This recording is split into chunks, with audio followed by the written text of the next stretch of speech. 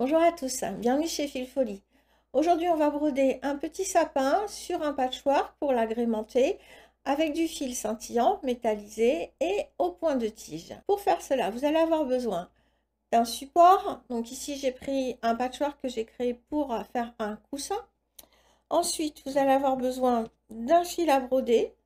Donc moi, j'ai pris un perle 8 dégradé de chez Steph Francis que j'aime bien au niveau de la texture. J'ai pris pour le fil métallisé un métallisé au verre à soie. Ensuite, vous allez avoir besoin d'un gabarit de sapin que vous aurez préalablement découpé dans du papier. Vous aurez besoin d'un crayon à textile pour tracer ce sapin. Et bien sûr, d'une paire de ciseaux et d'une aiguille à broder. Pour l'aiguille à broder, je vous conseille de prendre une taille 5. Alors, pour démarrer, on va commencer par tracer le sapin avec le crayon à textile qui sera masqué par la suite sous la broderie. Je ne vais pas utiliser d'épingle parce qu'en fait, je vais pouvoir maintenir seulement avec les doigts. Ça sera plus simple parce que l'épingle dans le papier, ça modifie un petit peu la forme parce que ça le fait gondoler. Donc, on va faire ce tracé. Je place au centre. Je tiens bien avec mes doigts et je vais tracer. Donc, vous voyez, je passe plusieurs fois pour bien tracer la forme du sapin.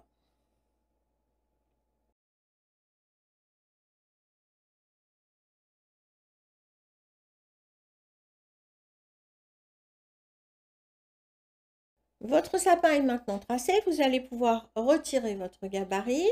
On voit apparaître le tracé, pas trop soutenu parce qu'il ne faut pas que ça soit visible sous le coton à broder, mais comme il est relativement épais, on ne le verra pas. Donc vous allez enfiler votre aiguille juste avec le coton, le perle 8 que j'ai utilisé, et on va commencer à faire le point de tige. Donc je vais piquer à un angle. Pour démarrer, je ne fais pas de nœud, je laisse en dessous une longueur d'à peu près 5 cm que je vais bloquer avec mon index pour ensuite, quand j'aurai terminé, repasser ce fil dans mes points et pouvoir bloquer le départ. Donc je tiens en dessous avec mon index et avec celui-ci, le pouce, je vais suivre mon tracé, donc mettre bien mon ongle là, comme ceci, et je vais faire mon premier point de point de tige. Donc le point de tige, pour ceux qui ont oublié, je remets le petit schéma. Pour ceux qui ne savent pas, il y a le schéma et je vous montre. Donc on pique, vous voyez, à une distance comme ceci, là, je choisis et je vais piquer mon premier point en ressortant mon aiguille au milieu de l'espace. Et je laisse bien le fil sur le côté et je tire par là. Ensuite, je remets mon fil sur ma droite. Je repique à la même distance et là je ne vais pas piquer au milieu mais au pied du précédent sans piquer dans le fil. Donc on tire bien par là, on tient toujours en dessous, on tient son ouvrage avec le pouce, c'est important, et voilà, je tire et je continue. Donc le fil à droite, toujours je pique sur mon tracé, je suis mon tracé, je ressors au pied du point précédent et je tire vers la gauche. Et vous voyez, on a une espèce d'enroulement en fait du fil sur lui-même. Je vais continuer jusqu'à mon angle pour vous montrer comment traiter l'angle.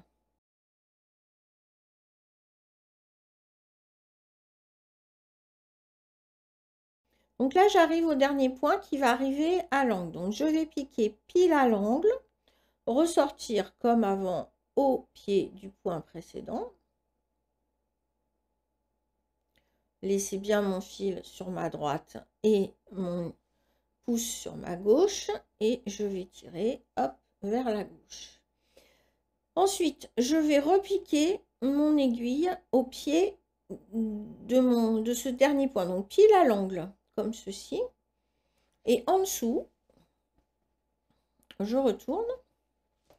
En dessous, donc je sors. Et c'est là, ce que je vais faire, c'est tout simple. Je vais repasser dans le pied, dans le point d'avant, comme ceci. Et je vais pouvoir ressortir, mais sans que, bien sûr, ça défasse mon point. Je vais ressortir exactement où, à l'angle, où je m'étais arrêtée. Donc là, je tourne mon tissu pour être toujours dans le même sens comme ceci, pour toujours avoir mon pouce le long de mon tracé. Et vous voyez, maintenant, je peux ressortir pile à mon angle sans que ça défasse mon point. C'est-à-dire que je suis dans le même trou que précédemment, mais ça ne va pas le défaire étant donné que je suis sortie, enfin, je suis repassée dans le point par en dessous. Donc là, je recommence, je continue, je refais comme si c'était un premier point. Donc, je repique au milieu de l'intervalle comme si c'était un premier point. Et je tire, je repasse mon fil à droite et je continue. Et on fera pareil à tous les angles.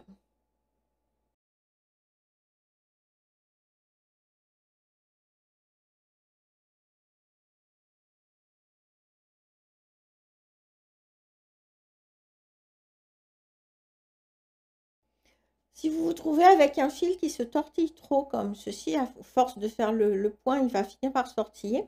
Vous mettez votre ouvrage en l'air et vous laissez pendre le fil. Alors, je sais que c'est pas facile de voir, mais voilà, vous laissez pendre, hop, et il va se désentortiller de lui-même. Voilà, vous voyez, il est plus tordu.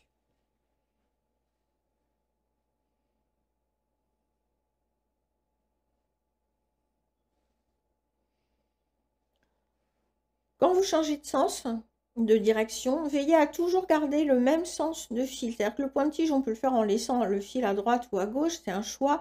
Mais si vous avez commencé à droite, laissez toujours votre fil à droite parce que sinon, votre point n'aura pas la même apparence.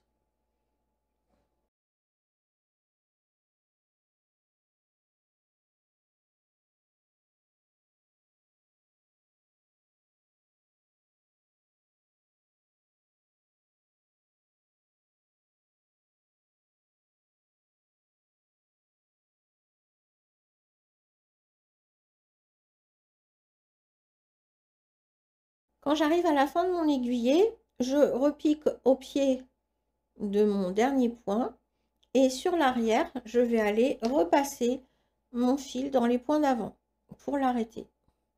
Donc je vais le passer comme ceci, hop, 1 et puis 2 et puis 3. Alors si c'est un ouvrage qui est beaucoup manipulé, sécurisez bien vos points. Si c'est un ouvrage qui est peu manipulé, vous pouvez vous permettre de faire peu de points. Voilà, je coupe. Et je vais faire exactement pareil avec le fil du départ pour le rentrer dans les points qui ont été faits, chose que je ne pouvais pas faire au départ. Voilà, et je vais le faire. Je vais le passer comme ceci, comme ça, tout sera bien arrêté et on n'aura aucun nœud. Parce que des nœuds dans un tissu clair comme ceci, ils se verraient. Alors vous veillez bien sûr à ne pas traverser votre tissu quand vous faites ça, parce que sinon, c'était pas la peine de faire tout ça. Voilà.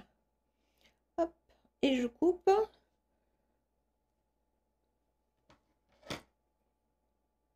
Voilà. Donc pour l'aiguille suivante, je vais être moins gênée parce que je vais pouvoir directement la passer dans mes points qui sont déjà réalisés. Je vais enfiler mon aiguille et vous allez voir les passer directement dedans. Mon aiguille est enfilée, donc je vais repasser, je vais commencer mes points en passant mon fil sur l'arrière à travers les points précédents et je vais tourner pour faire comme un nœud. Donc je passe une première fois dedans, pas que ça se voit, et je repasse pour le bloquer. Voilà, et je continue à passer à travers comme ça. Quand j'arrive vraiment au point où je sors, vraiment je suis bien arrêtée. Voilà, et je vais pouvoir continuer mon point.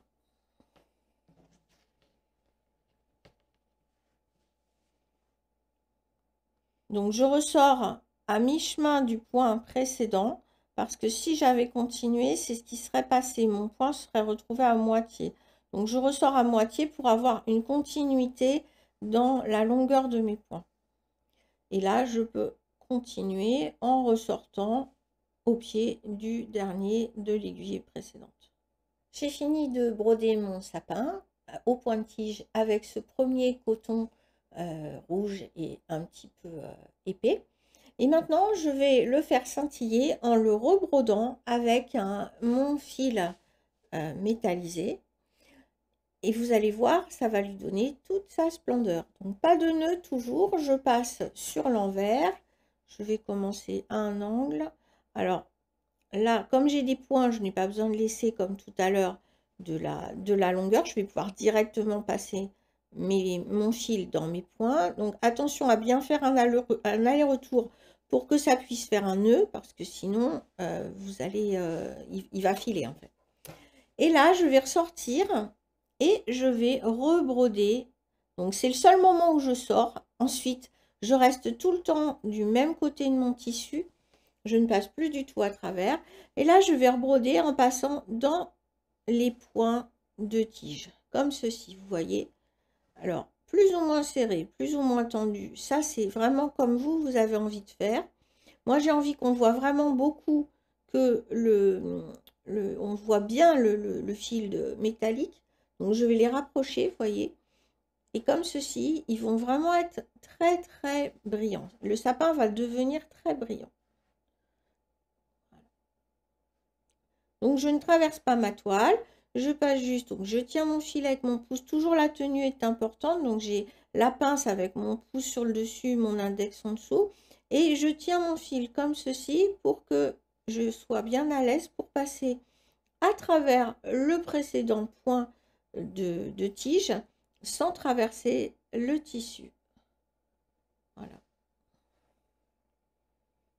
Et je vais faire ça tout le long, tout le tour, pour avoir un sapin qui brille. Voilà, j'ai terminé de broder, de rebroder avec le fil métallisé doré tout le tour de mon sapin. Il brille maintenant de mille feux. Et je vais pouvoir poursuivre le montage de ce coussin pour faire une jolie décoration de Noël.